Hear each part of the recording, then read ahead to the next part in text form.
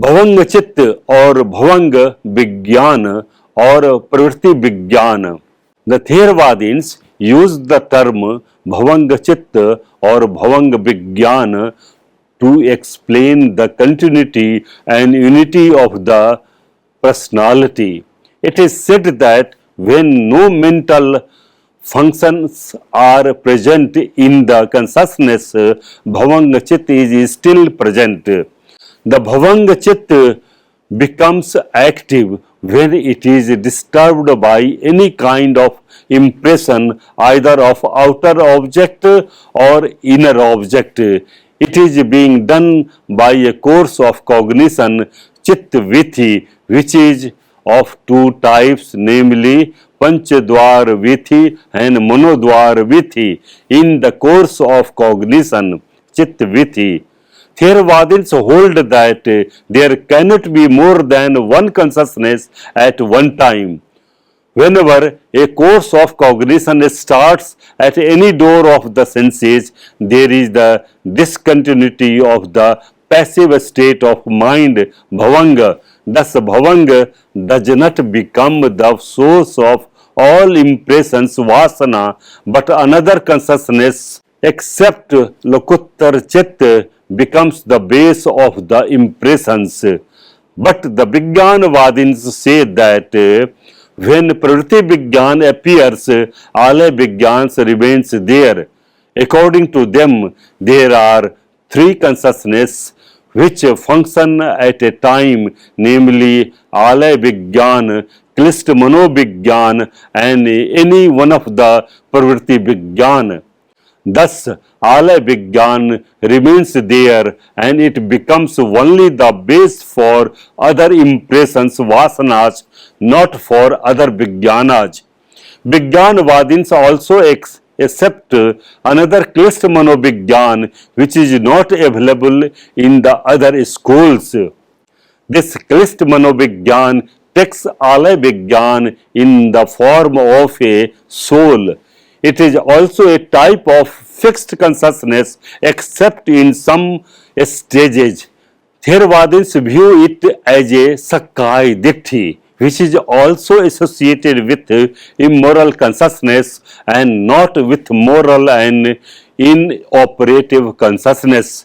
But in the stages of moral and inoperative consciousness, there is a sense of I-ness, aham.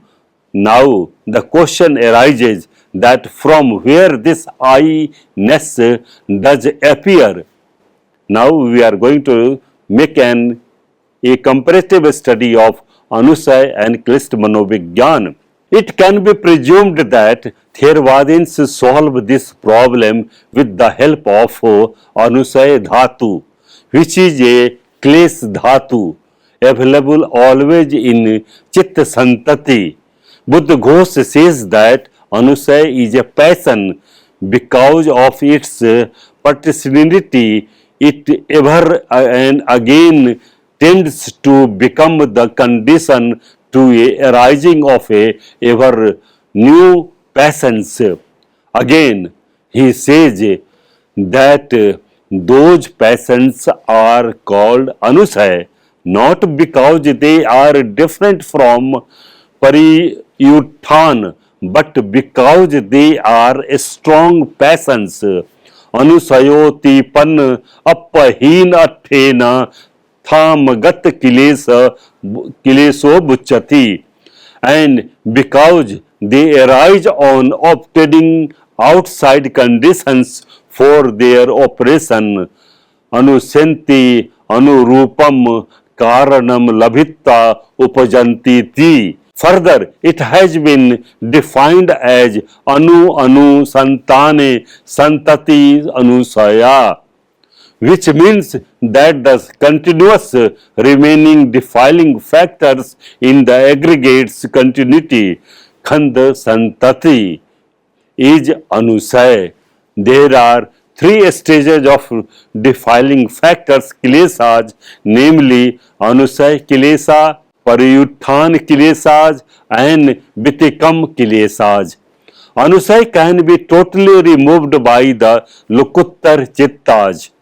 before Lokottar Chittas, Anusayas are available in all the stages of moral and immoral consciousness. Thus, there is always a sense of I-ness, and all Lokiya Chittas are defiled. All the 7 latent factors, Anusayas, are being removed by knowledge of the 4 paths, Mag, separately. The false views, Ditti Anusay, and perplexity, Vichikitsha Anusay, are removed by the knowledge of the first path, namely Sotapatti, Mag.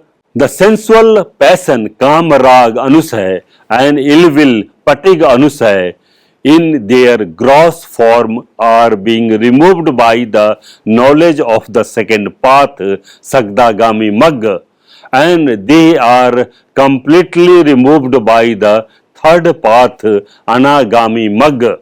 The conceit, Man, attachment for the existence, Bhaurag Anusay, and ignorance, Avidya Anusay, are being removed by the fourth path known as Arhat Mag. Klist Manovigyan is always recipient of I-ness. Therefore, this Sada Ahankarik Karanam Vigyan can be Klist Manovigyan too. If Klist Manovigyan is not treated, then the etymological derivation Sad Ahankarik Karanam Klist Manovigyan Sadakarik Karanam will be useless. Now we are coming to the concluding part of this module. Theravadins and the Vaibhasikas are of the opinion that there are no such latent factors and a mind is akusal only when defiling factors kilesas are in function.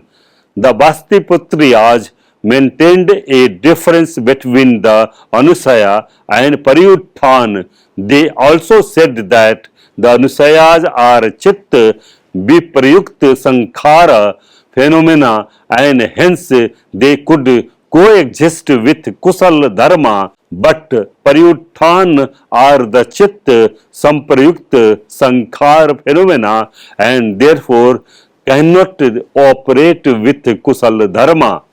They include the Anusaya in the Prapti, a Viprayukt Sankhara of the Vaibhasik list of dharmas. The Sautantrik maintained that the Anusaya as well as the Kusal elements coexist side by side in the form of subtle seeds, bij, but only one of them operates at one time.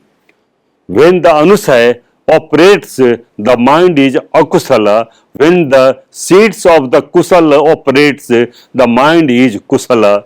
The Yogavachar solved the problem by making a distinction between the two aspects of the mind, that is the mind in its passive state called the Alay Vigyan and the mind in its active state called the Pravritti Vigyan.